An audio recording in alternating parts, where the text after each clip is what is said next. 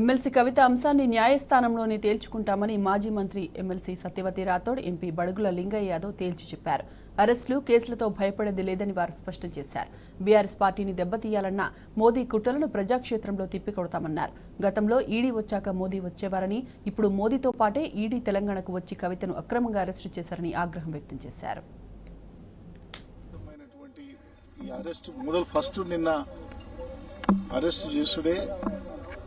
కేంద్రంలో ఉన్నటువంటి ప్రభుత్వం బీఆర్ఎస్ పార్టీ మీద, కేసీఆర్ మీద కక్ష తీర్చుకునే విధంగా వ్యవహరించారు. దాంతో నిన్న మనం చెప్పినట్టే ఈ ట్రాన్సిట్ వారెంట్ లేకుండా అక్రమంగా అరెస్ట్ చేశారు.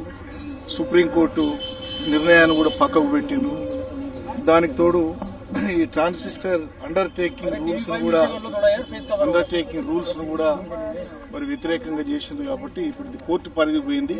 సరే, ఏది ఏమైనా ఇవాళ పూర్తిగా ఏంటంటే భారతీయ జనతా పార్టీ ప్రతిపక్ష నేతలు ఉన్న కాడ, వాళ్లకు అక్కడ అధికారం ఆ రాష్ట్రాల్లో రాదనుకున్న కాడ ప్రతిపక్ష పార్టీల మీద కక్ష తీర్చుకునేటువంటి విధానం నడుస్తుందనేది దీంతో మళ్ళీ ఒకసారి అర్థమైపోయింది. దేశవ్యాప్తంగా చేస్తున్నారు.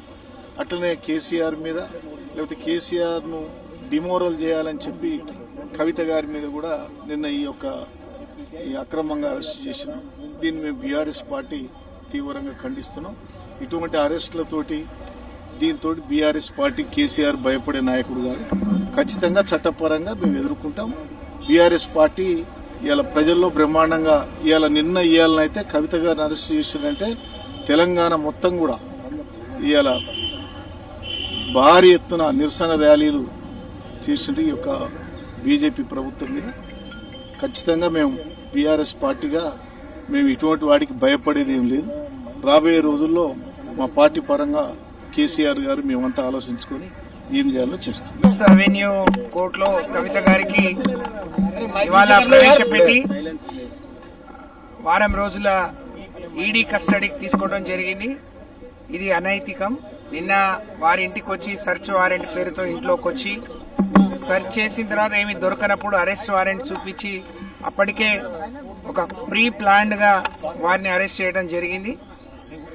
దాదాపు సంవత్సరంన్నర క్రితం ఆ రోజు ఆమెని సాక్షురాలుగా పిలిచి ఇప్పుడు దోషిగా అరెస్ట్ చేయడం అనేది చాలా దుర్మార్గమైన చర్య.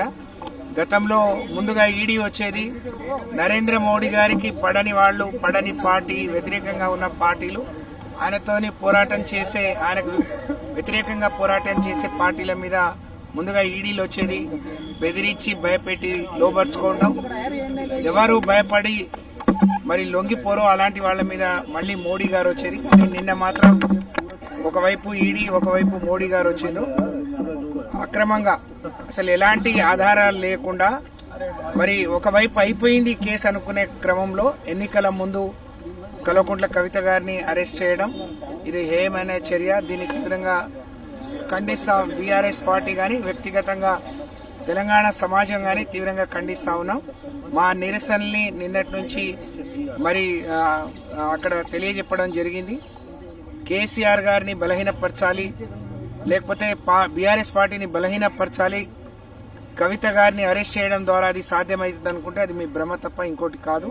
తప్పకుండా రాబోయే రోజుల్లో ఇంకా బలపడతాం. మాకు న్యాయం పైన, చట్టం పైన నమ్మకం ఉంది. ఈరోజు తనను కస్టడీకి తీసుకోవటం అంటే రిమాండ్ చూపించకుండానే కస్టడీకి తీసుకున్నారు. నిన్న శుక్రవారం, ఈరోజు రేపు కోర్టు ఉండదు, కానీ కావాలని పట్టుకొచ్చి తను వేరే ప్రయత్నం చేయకుండా, ఒకవైపు సుప్రీంకోర్టులో కేసు ఉన్నప్పటికి కూడా దాన్ని 19వ తారీఖు నిన్ననే కేసు ఉంది. ఆ కేసుకు సంబంధించిన ఫీడ్బ్యాక్ రాకముందు, కోర్టు ఏం నిర్ణయిస్తుందో తెలియక ముందు వాళ్ళు వచ్చి అరెస్ట్ చేయడం అంటే మరి కోర్టును కూడా ధిక్కరించి, సుప్రీంకోర్టుని కూడా, భారతదేశంలో అత్యున్నతమైన న్యాయస్థానాన్ని కూడా ధిక్కరించి ఈడీ అరెస్ట్ చేయడం అనేది చాలా దుర్మార్గమైన చర్య. దీని ద్వారా బీజేపీ గాని, లేకపోతే కాంగ్రెస్ బీజేపీ కుమ్ముక్కై బీఆర్ఎస్ పార్టీని, కేసీఆర్ ని బలహీనపరచాలని చేస్తున్న చర్యలుగా మేము భావిస్తా ఉన్నాం. ప్రజలు గమనిస్తా ఉన్నారు. మీరు ఏదైతే అక్రమంగా అరెస్ట్ చేసిందో దాన్ని అన్నిటినీ కూడా రాజకీయంగా ఎదుర్కొంటాం, వ్యక్తిగతంగా ఎదుర్కొంటాం. నిర్దోషిగా కవిత గారు బయటకు వస్తారు. దీంట్లో ఎలాంటి అనుమానాలు లేదు.